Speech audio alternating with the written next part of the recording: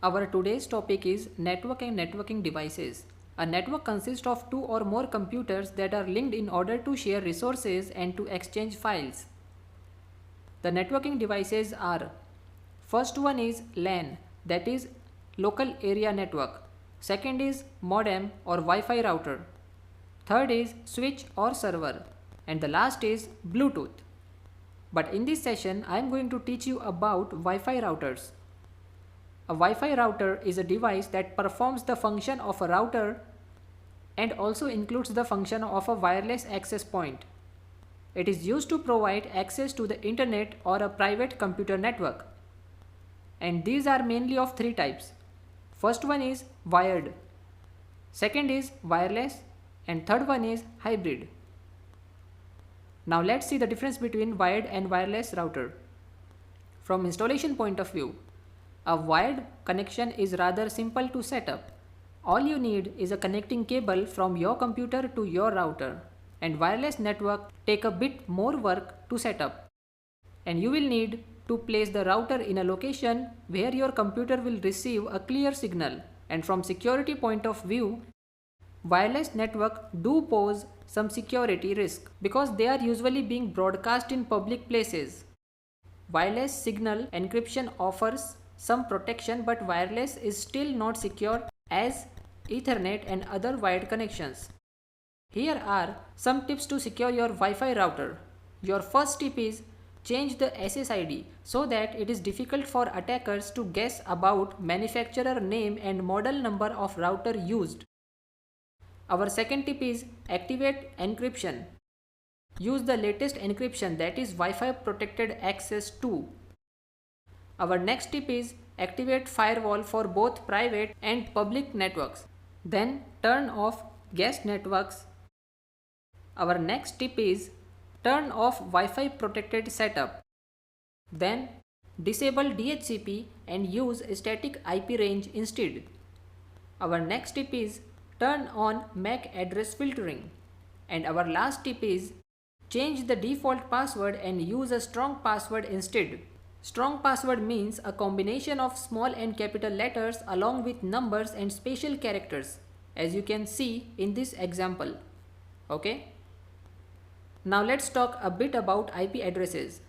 So, what is IP address? IP address is a unique identity of a computer system in a network. There are two types of IP addresses, or we can say there are two versions of IP addresses, IP version 4 and IP version 6. IP version 4 is a 32-bit network address and IP version 6 is a 128-bit address. And there are two types of IP addresses. First one is public and second is private. Public IP address is the one which is provided by your internet service provider to your modem. And private IP address is the one which is provided by your modem to the PC. Okay? Let's not deep dive in IP addresses, so that's it for this tutorial. Hello and welcome to this tutorial. Our first method is brute force attack, and this is the theory part of brute force attack. Before proceeding to the practical part, you must know answers of below questions. Our first question is, what is brute force attack? A brute force attack is a trial and error method used to obtain information such as user password or a PIN, that is personal identification number. In a brute force attack, automated software used to generate a large number of consecutive cases as to the value of the desired data. This method tries each and every possible combination to get the desired password. Our second question is, what is brute force decryption? By password guessing, this method is very fast when used to check all short passwords. But for longer passwords, other methods such as dictionary attack are used. Because a brute force attack takes too long. Now, our third question is, how does a brute force attack work? A brute force attack would likely start at 1-digit password before moving to the 2-digit password, and so on, trying all possible combinations until one works. And our last question is, how long does it take to crack a 8-digit password? Well, it depends on which type of password you want to crack, simple or complex one.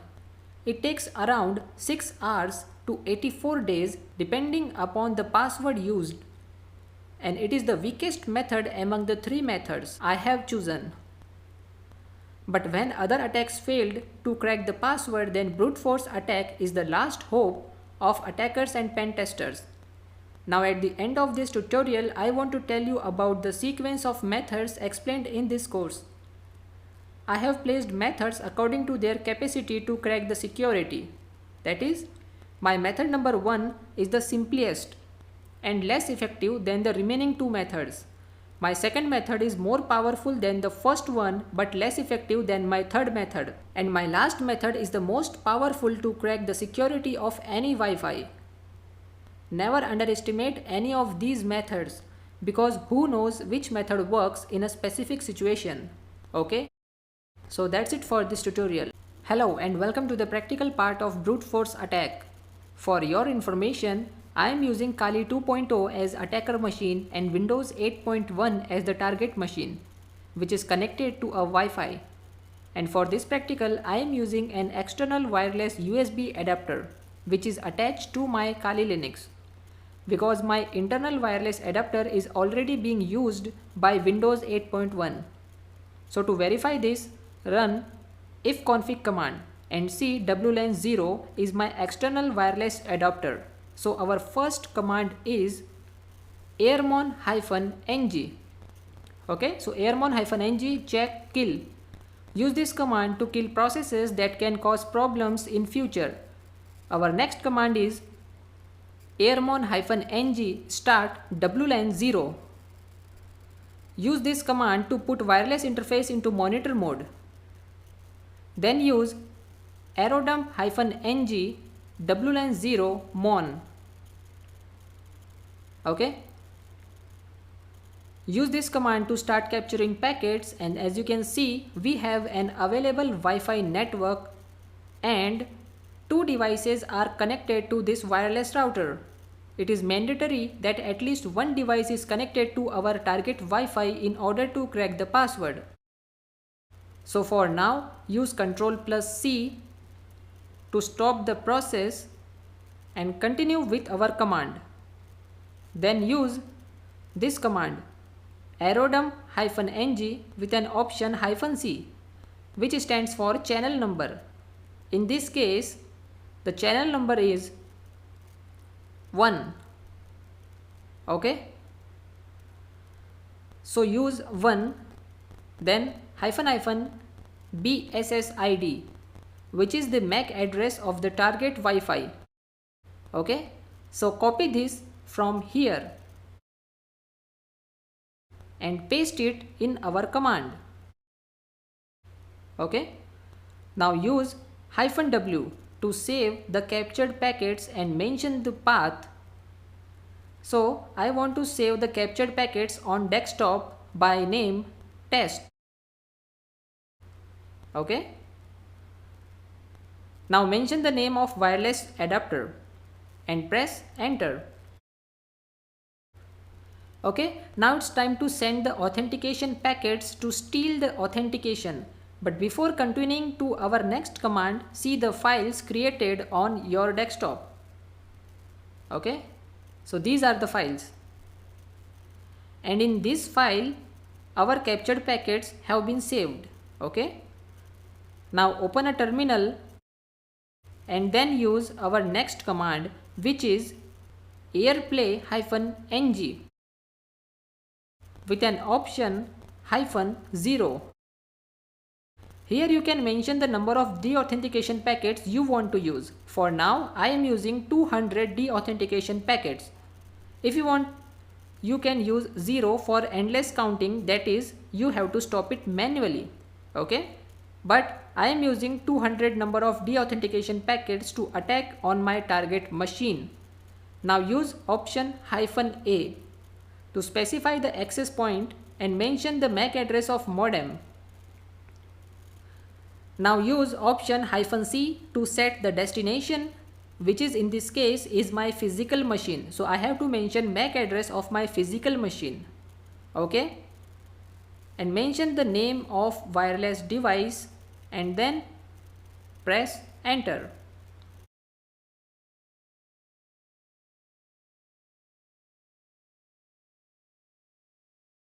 Now as you can see, it starts attacking on my Windows machine. Okay, it is a type of a DOS attack, you can say. We are doing this just to capture the handshake, okay? And when the process gets completed, you can see WPA handshake with the MAC address written here. Okay? Now it takes a little bit time to catch the handshake, so I am going to pause this video for now. As you can see, we have got the handshake. Now it's time to perform brute force, and for this we are using the crunch command. So crunch is used to make a possible number of passwords. You have to mention the minimum length of password you want followed by the maximum length of the password. Okay, and at the same time we want to match this password with the original one. So we use aircrack-ng with an option -A2 followed by option -B and MAC address of modem. -W stands for word list. For now, we have left it blank because we are generating passwords and matching it at the same time. And at last, mention the path of the file where we have captured the packets. Okay, and then press enter. Now our brute force attack is generating a long number of possible combinations. Okay, it is trying from the very first alphabetic letter, that is A, but if you want you can specify your own letters. Okay, so now it takes hours to get the real password, and I am ending this tutorial. Hello and welcome to this tutorial. This is the theory part for dictionary attack. Now, what is dictionary attack? A dictionary attack is a technique or method used to breach the computer security of a password protected machine or server. A dictionary attack attempts to defeat an authentication mechanism by systematically entering each word in a dictionary as a password, or trying to determine the decryption key of an encrypted message or document. Dictionary attacks are often successful because many users and businesses use ordinary words as passwords. These ordinary words are easily found in a dictionary such as an English dictionary. Now, what are the limitations of dictionary attack? There are three main limitations of a dictionary attack. First one is delayed response. The second is account locking. And the third is use of multiple word password. First is delayed response. A slightly delayed response from the server prevents a hacker or spammers from checking multiple passwords within a short period of time. Second is account locking. Locking an account after several unsuccessful attempts, for example locking after 3 or 5 unsuccessful attempts, prevents a hacker or spammer from checking multiple passwords to log in. And the last limitation is dictionary attacks are not effective against systems that may use multiple words as password. And there are some similarities between dictionary and brute force attack. Both dictionary and brute force attack are guessing attacks. They are not directly looking for a flaw or bypass. Either can be online or offline attack. You can easily find a password dictionary online ranging from 1 MB to 97 GB. So that's it for the theory part. See you in the practical session. Hello and welcome to the practical part of dictionary attack. As you know, I am using Kali Linux version 2 installed in VMware Workstation, and I have Windows 8.1 installed on my physical machine. Both are different operating system and each of them has different wireless adapter. Remember, you only able to hack any Wi-Fi if it is connected with at least one device. I mean, it is not possible to hack a Wi-Fi if it is not connected to any device. Now, when I use ifconfig command, I see that there is a new device connected to my system, and it is a wireless device called as WLAN 0. But if you look carefully, this device has no IP address for now. So let's start our attack. So our first command is airmon-ng check kill. It is the same command as we used in the brute force attack. Use this command to kill any process that can cause problems in future. You may use this command with sudo if you are not a root. Our second command is airmon-ng start wlan 0. This puts your wireless interface into monitor mode. Monitor mode is the mode where you can capture all packets even if they were not directed to your computer. Now to start capturing packets, use this command. aerodump-ng wlan 0 mon. And as you can see, your system starts capturing all the packets which is in the range of your wireless adapter. And there is one connection available, you can see here. This is the one connection which is available for now, and it is also our target Wi-Fi. And there is one device connected to this wireless router. Okay, now there are two devices which is connected to this wireless router. So now to capture and save packets of Wi-Fi, first of all we have to stop this process by pressing Ctrl+C. Now use this command aerodump-ng with an option -c, which stands for channel number. Now our channel number is 1. So I use 1 --BSSID, which is the MAC address of our target modem. This one. Copy and paste.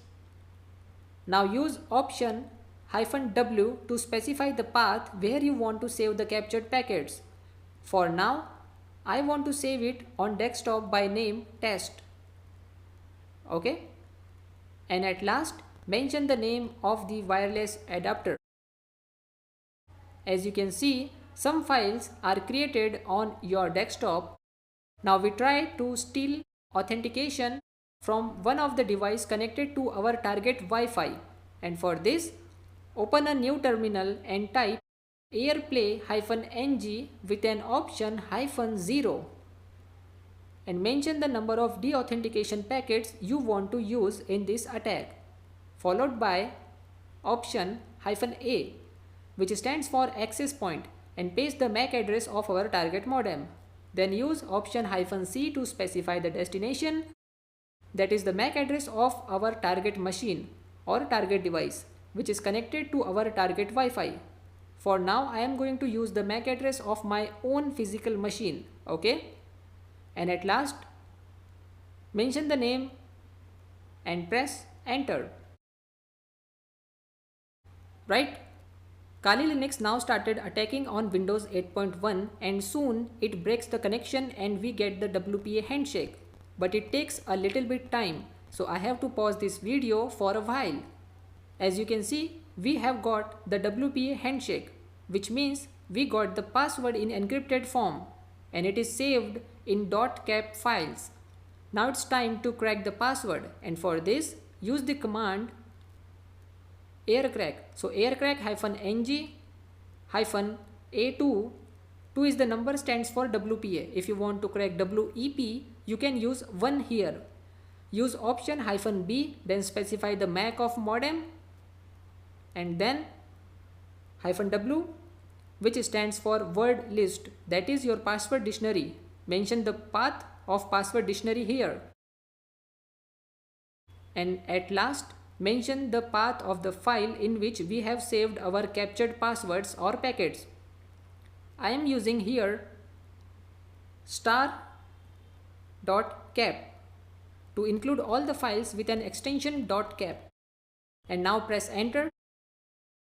See, it shows an error because I didn't got the password in the dictionary.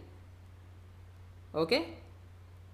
It is so because I have not mentioned the original password in the dictionary, and also I have used a very short dictionary because I want to just show you the demonstration only. Okay? So that's it for this tutorial.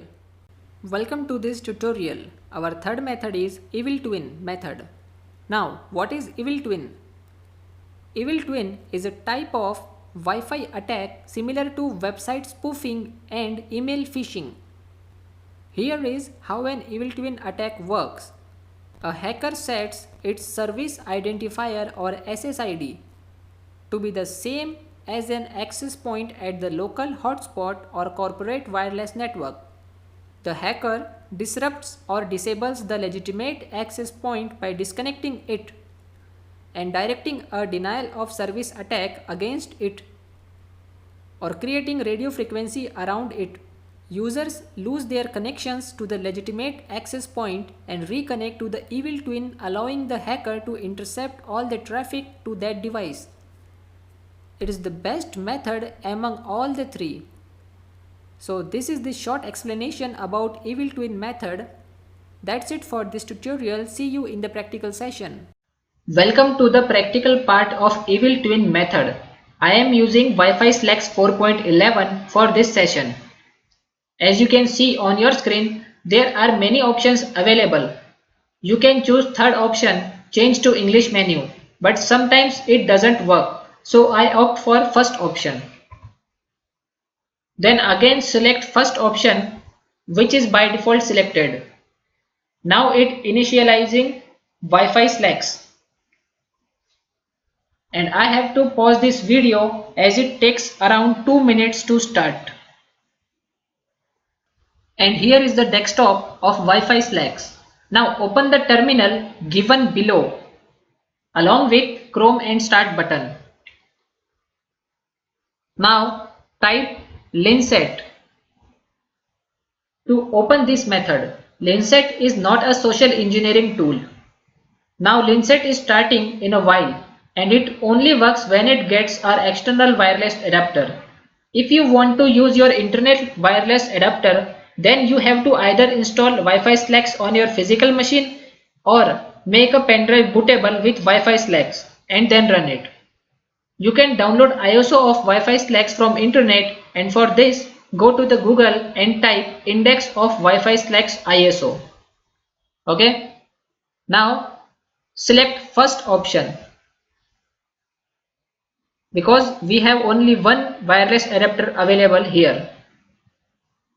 Now again select the first option to start monitoring process. And when you get the name of your target Wi-Fi here, then stop this process by pressing Ctrl+C. But for now we have to wait until we get the name of our wireless router here on our screen. I got the Wi-Fi name and one other device connected to it, and when I stop the process by pressing Ctrl+C, I get this screen. Okay. Now select first option and press enter as it is the only available Wi-Fi.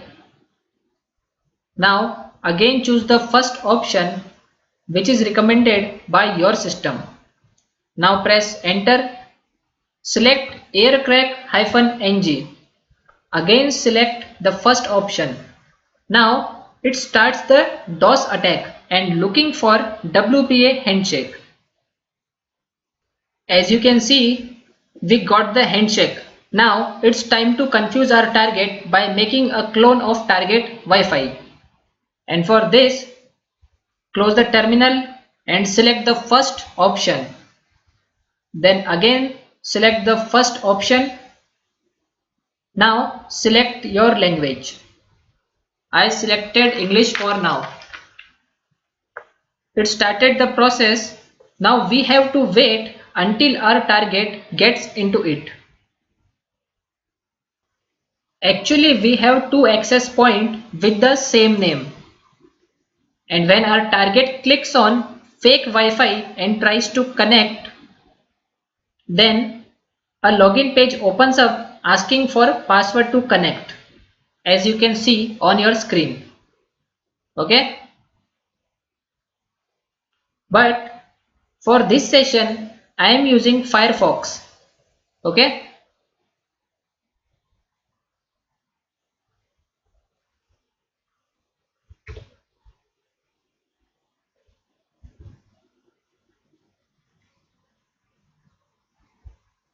You will soon receive the same login page which can appear on your Chrome, but I want to open this page in my Firefox because Chrome has such a security that it doesn't send the password our target types in. So I prefer Firefox for this practical, and as I type the original password and press enter, I get the same password in my Wi-Fi slacks in a while. Okay. It takes around 15 to 20 seconds to get the original password. After user enters the original password, all processes get stopped and shows the password on your screen. Yes, it is the original password of my target Wi-Fi. Okay. And until user doesn't click on fake Wi-Fi, he is not able to use his original Wi-Fi. So that's it for this tutorial.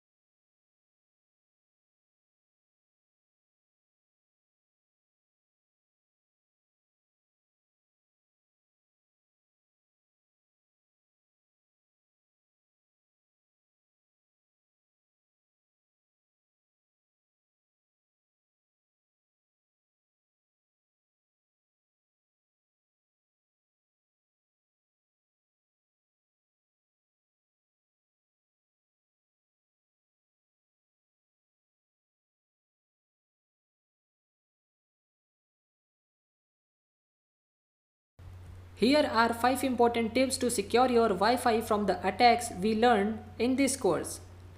So our first tip is use password which is larger than 12 digits so that it is too hard for brute force and dictionary attack to crack the password. Our second tip is always use complex password like this and not this one. Okay? Our next tip is disable DHCP and use static IP address instead. Then define a range of IP address by yourself to allow specific IPs to get connected. And our last tip is enable as much security features as available in your Wi-Fi settings like MAC filtering. Okay? So that's it for this tutorial.